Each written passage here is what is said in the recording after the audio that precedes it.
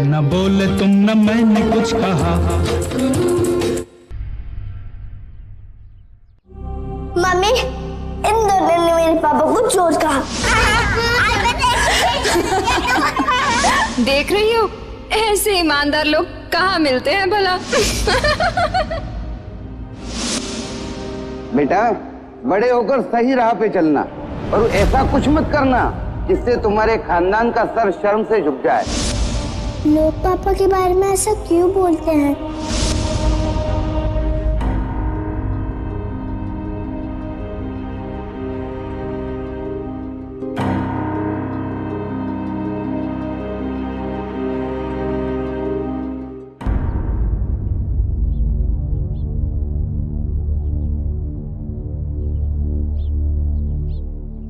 मेघा, थक गई हूँ जीजी, कितना लड़ूं, किस किस को क्या क्या समझाती रहूं। हुआ क्या?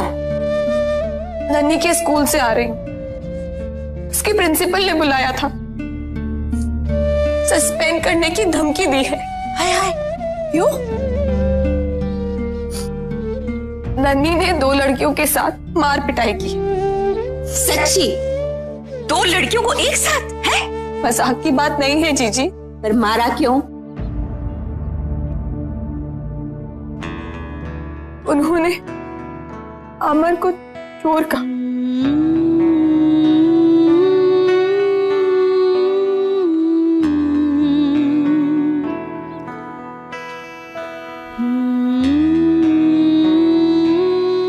शाबाश बेटा। अरे दोनों का मुंह नोचा कि नहीं है? उसे बढ़ावा मत दीजिए जीजी, कल को स्कूल से निकाल दी जाएगी तो क्या करेंगे हम लोग।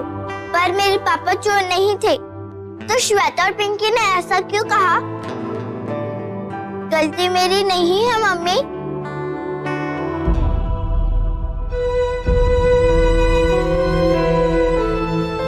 ठीक ही तो कह रही है। इसके बाप को कोई उल्टा सीधा बोलेगा तो गुस्सा तो इसे आएगा ही ना। सारी दुनिया यही सोचती है माँ। क्या हम सबसे ऐसे ही लड़ते रहेंगे? हाँ, लड़ते रहेंगे जब तक हमारा अमर निर्दोष साबित नहीं हो जाता। हम दुनिया से लड़ेंगे और इसीलिए हमारा कल भोपाल में होना बहुत जरूरी। भोपाल में? कल अमर के केस की सुनवाई है जांच कमेटी के सामने। तरह तरह की दलीलें पेश करेंगे हमारे अमर के खिलाफ, लेकिन हम लड़ेंगे। एक मरे हुए आदमी को सजा तो नहीं दे सकते ये लोग, लेकिन एक मरे हुए इंसान का नाम झूठे इल्जामों में फंसाया गया। इससे बड़ी सजा अमर के लिए और हम सब के लिए और क्या है? कोई नहीं। नहीं, देखो बेटा, लोगों का मुंह बंद करना है तो हमें अमर को निर्दोष साबित करना ही होगा। पर पापा जी, कल मीटिंग है और आज नोटिस। पैसे खिलाए होंगे बिल्डर ने किसी को ताकि नोटिस हमें देर से मिले और हम बिना तैयारी के जांच कमेटी के सामने अमर की सफाई पेश ही न कर सके। लेकिन भैया, हम लोग सच के लिए लड़ रहे हैं, अपने हक के लिए लड़ रहे हैं। मेघा, जाके उनसे कहना, साडा हक एथे रख। और हाँ, अपनी इस पॉकेट बम को भी साथ लेके जाना। अरे मुंह नोच के आ जाएगी उन लोगों का। ट्रेलर तो आज स्कूल में दिखाई दिया इसने, है? शाबाश बेटा।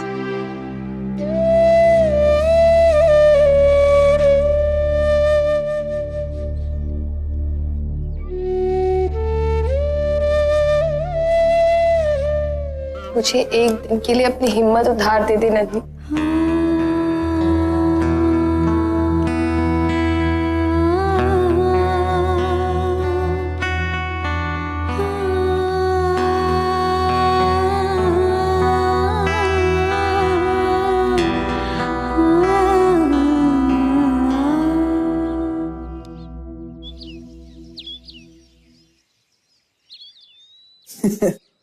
अरे तुम इतना नर्वस क्यों हो रही हो? मैं हूं ना। हाँ हाँ बोलो। हाँ पता है मुझे। अच्छा हाँ एक सेकेंड। अरे यार, अरे वहां जाके ओफो, इन बच्चों से प्रॉब्लम ना हो तो और क्या हो। नहीं तुमसे नहीं कहना। गुरु गुरु पेन देख। हाँ हाँ बोलो। हाँ ओके। हाँ यार, बड़ी मुश्किल से तो मिली हो आज। मेरा भरोसा करो, मैं तुम्हारे ही साथ हूं, क्योंकि मेरा और तुम्हारा निशाना एक ही है, बिल्डर दीनानाथ।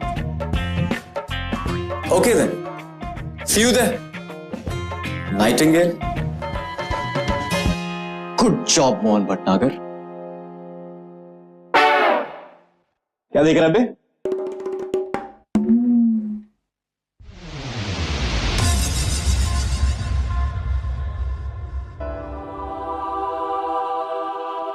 अमर की बेगुनाही साबित करने के लिए मेरे पास कोई सबूत नहीं है, मगर हमेशा से सुनती आई हूं कि बुराई पर अच्छाई की जीत होती है, और इसी विश्वास के साथ जा रही हूं।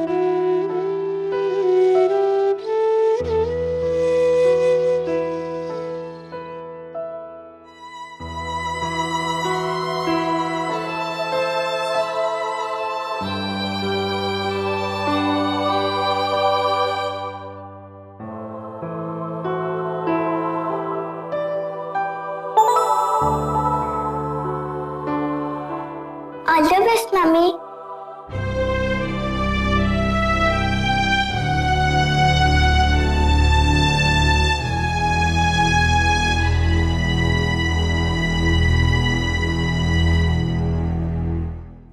गुरु यार, ये बच्चे क्यों इतना शोर मचाते हैं?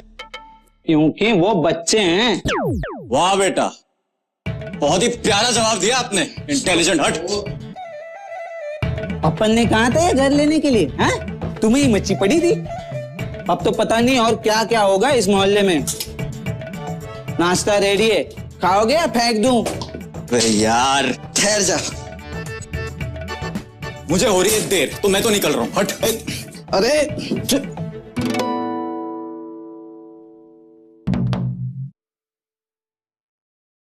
गुरु, अच्छा चल दे ही दे, माइक चलाते चलाते खा लूंगा। भगवान,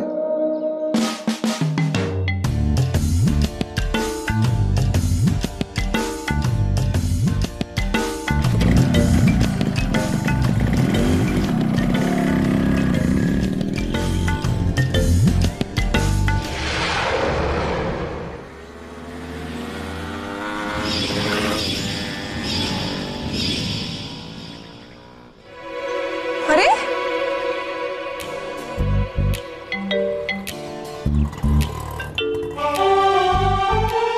अरे बेटा मेघा,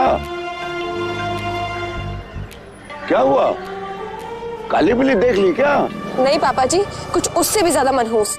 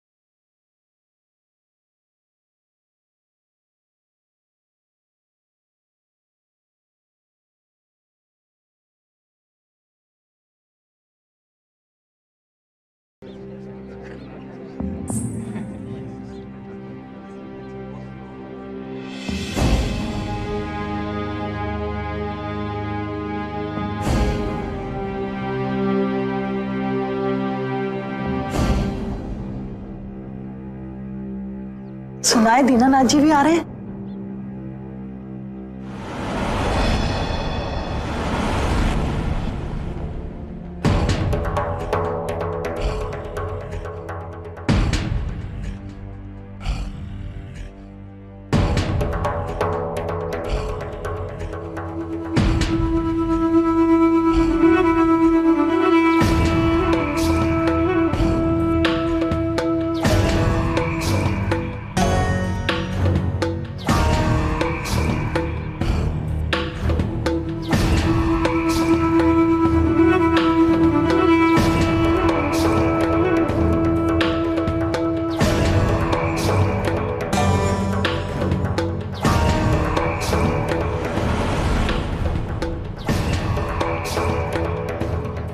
बेचारे दीनानाथ जी, इतने बड़े इतने नेक इंसान कहाँ इस झमेले में फंस गए।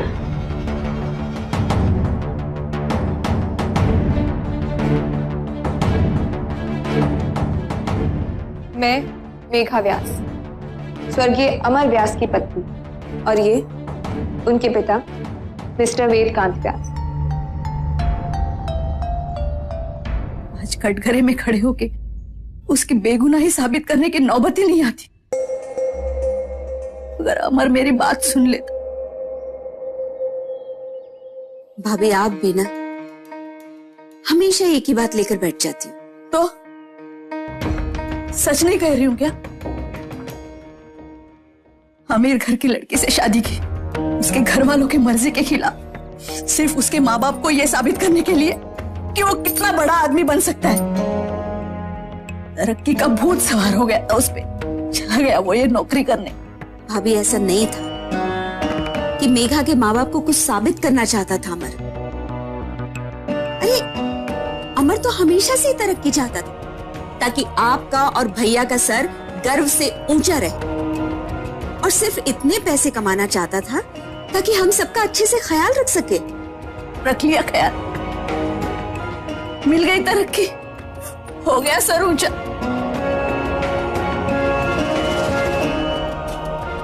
दो रोटी कम ही खा लेते, लेकिन साथ तो रहते।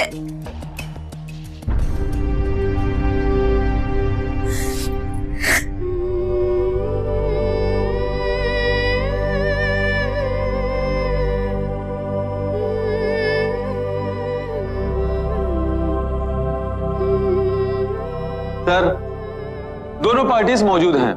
दीनानाथ बिल्डर्स की तरफ से उसके चेयरमैन श्री दीनानाथ, और अमर व्यास के पक्ष में उनकी पत्नी मेघा व्यास। आप दोनों अपने अपने सपोर्ट में जो भी कागजात पेश करना चाहते हैं कमेटी को सौंप सकते हैं।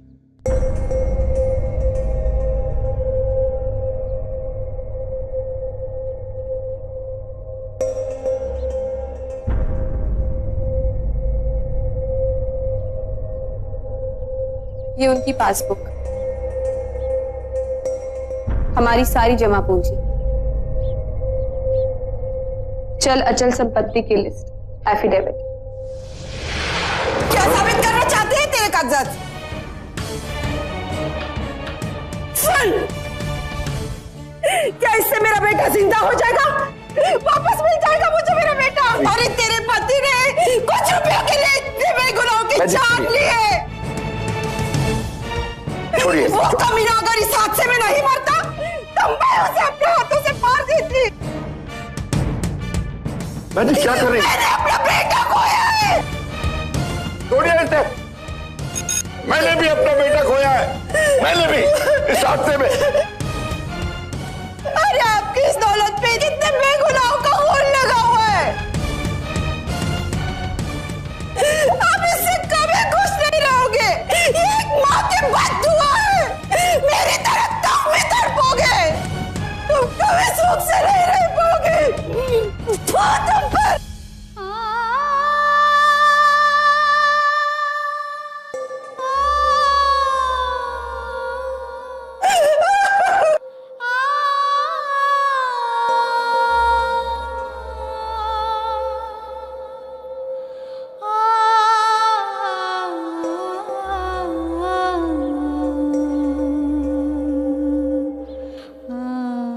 कुछ कहना चाहती हैं तो कह दीजिए।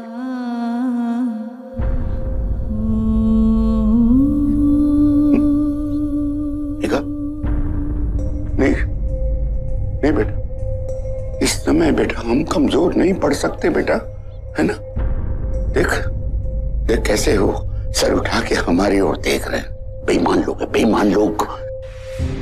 बेटा हमारे पास वकील नहीं है ना सही, हमारे पास लोगों को खरीदने की ताकत नहीं है ना सही, लेकिन हमारे अंदर सच्चाई तो है, नहीं?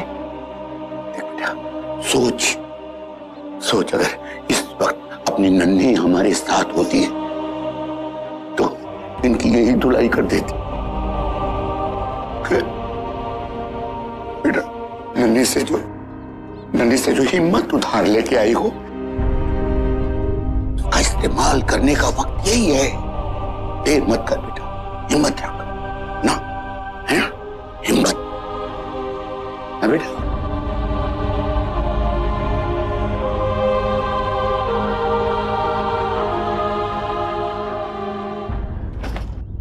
निर्दोष है कि नहीं है ये तो मैं नहीं जानती, लेकिन भगवान करे कि कमेटी वाले तुम्हारे भाई को निर्दोष जरूर मान ले, फिर वो अपना रुपया पैसा और अपने बच्चे लेकर यहाँ से चलती बने। जब से आई है खर्चा करना तो दूर, खर्चे के बारे में सोचने से भी डर लगता है। बोझ कहीं के। बोझ की क्या बात है रेनू? अरे अमर के बैंक अकाउंट सील कर दिया सरकार ने, एक बार खुल जाएंगे तो मेघा भी अपना खर्चा निकाल सकेगी।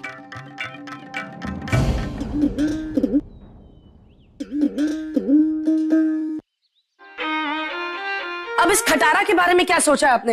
हैं? कब से मेरा लड्डू आपसे एक ही बात कह रहा, आप सुन ही नहीं रहे। ये बाइक बेच दूंगा तो ऑफिस कैसे जाऊंगा? पापा नई बाइक लेके। नई बाइक? औकात चवन्नी की नहीं, बातें सुनिए इनकी। नहीं तो फिर ये भी सुन लीजिए आप, ये मोटरसाइकिल के होते हुए वो चवन्नी की औकात जो है ना हमारी, उसमें भी 20 पैसे कम ही लगते हैं। हाँ। देखो मैंने बोल दिया तो बोल दिया, ये बाइक नहीं बिकेगी। अब मेरी जान मत खाओ प्लीज। पापा ये कोई बात हुई? मम्मी बोला ना बाइक के लिए। वैसे अगर ये बाइक बेच दूं तो रोज रोज का झगड़ा ही खत्म, ना तनु का टेंशन ना उसकी मां का। वैसे भी मोटी हो गई है, इस बहाने। ये क्या बुदबुदा रहे हैं आप बावलों की तरह? हैं? जरूर मेरे बारे में ही कुछ बोल रहे होंगे आप। हाँ अरे नहीं नहीं, मैं तो सोच रहा था कि तुम लोग कभी कभी समझदारी की बात करते। तनु अखबार के दफ्तर जाओ और इश्तिहार दे दे कि ये मोटरसाइकिल बिकाऊ है। इसका मतलब अब नई बाइक लेंगे? बेटा पहले इसे तो बेच। हाँ? Yes mummy. अरे मेरे धन्नो दे आखिरी के दो देना चल। अरे लड्डू धीरे से, धीरे चलाइयो यार। ये पापा क्या खटारा चलाते, आज बेचूंगा इसको। पापा ने क्या बाइक हो जा मेरे बाप। बे मेरी धन्नो चालू हो जा मेरी माँ। 2 दिन की मेहमान है तो एक बार ऐड दे देने मेरे को। तेनू भैया मेरी बस में मिस हो गई, वो स्कूल छोड़ दो ना प्लीज। हाँ चल बैठ, लेकिन हाँ सबसे पहले मैं अपना काम खत्म करूंगा, उसके बाद तेरे को स्कूल छोड़ूंगा। ओके पहले मुझे स्कूल छोड़ देना, नहीं तो मुझे लेट हो जाएगा। हाँ तू तो बड़ी महारानी है ना, हमारा काम तो इम्पोर्टेंट है ही नहीं। बैठना है तो बैठ, वरना चुपचाप रिक्शे में जा। ओके क्या? कोई चॉइस ही नहीं। क्या? कुछ भी नहीं, पर जल्दी। हाँ जल्दी करना, बैठ चल। बैठी। मेरे स्वर्गीय पति पर मिस्टर दीनानाथ ने इल्जाम लगाया है कि उन्होंने भारी रिश्वत लेकर फ्लाईओवर कंस्ट्रक्शन में खराब मटेरियल का इस्तेमाल किया, जिसकी वजह से यह हादसा हुआ। अगर अमर ने इतना ही कमाया होता तो आज उनकी बीवी, उनके बच्चे इतने मजबूर हालत में होते। पाई पाई जोड़कर महीना निकालना पड़ता है हम लोगों को। 2 साल हो गए सर, अमर के सारे बैंक अकाउंट सील पड़े हैं। हम किन मुश्किलों का सामना कर रहे हैं शायद हमसे बेहतर कोई और नहीं समझ सकता। आज अगर मेरे सास ससुर ने मेरी मदद नहीं की होती तो आज हम लोग सड़क पर होते। देखिए आप अपने पक्ष को संक्षेप में रखिए। कमेटी के पास आपकी निजी जिंदगी और मुश्किलों के लिए समय नहीं है।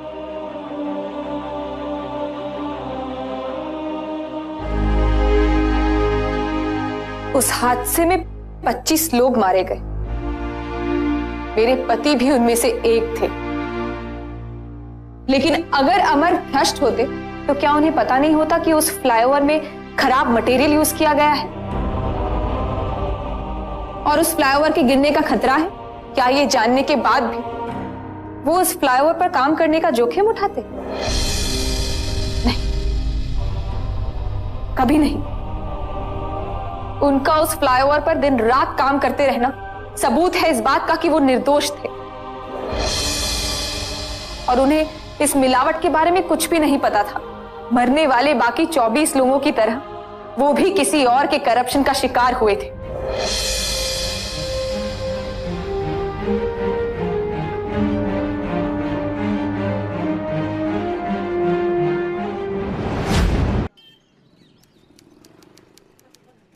अबे सब गड़बड़ हो गई यार। वहां कोयल मैडम को मैंने कहा था कि मैं काली जैकेट पहन के आऊं, पर वो है ना मेरी बीवी गुरु एक नंबर का आलसी है। दिनों तक कपड़े नहीं धुलते। भाई साहब ने उसी दिन धो दी। मतलब उसी दिन काली जैकेट धो दी? अबे हंसने की बात नहीं है। अरे भाई काली जैकेट नहीं धुलती ना तो दीनानाथ के काले धंधे धुल जाते। अबे होना क्या था, वहां कोयल मैडम की तरफ एक आदमी बढ़ा। अब वो काली जैकेट वाला तो था नहीं। उसे लगा कि मैं उसके बॉस का कोई जासूस वासूस हूं। मैडम डर गई और भाग गई। हेल्प, बचाओ। और ऐसा भागी कि रमेश चाय ला। नहीं नहीं नहीं मोहन भाई, मैं इस बात पर ना बिल्कुल विश्वास नहीं कर सकता कि कोई आपसे बच के भाग जाए। बेटा पकड़ में आ गई थी, पर वहां मंदिर में एक मिर्ची मैडम ने रास्ता रोक लिया।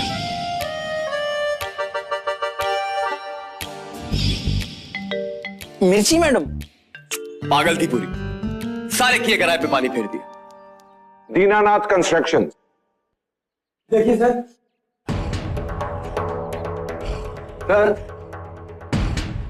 किसी भी मरे हुए इंसान की आत्मा को मेरे कारण दुख पहुंचे मुझे स्वीकार्य नहीं। श्रीमती व्यास का दुख देखकर मेरा दिल करता है कि उनके पति पर लगे सारे इल्जाम अपने सिर पर ले लूं।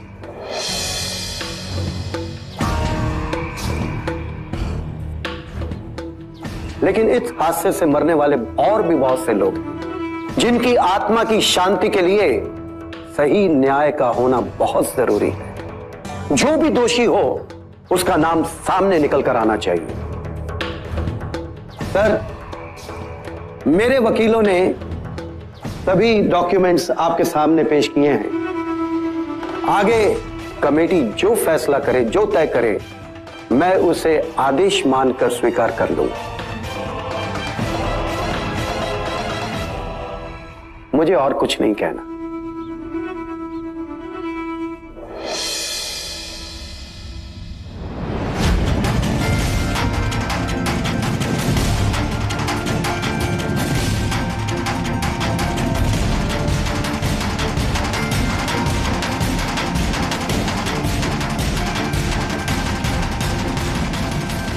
कमेटी अपनी रिपोर्ट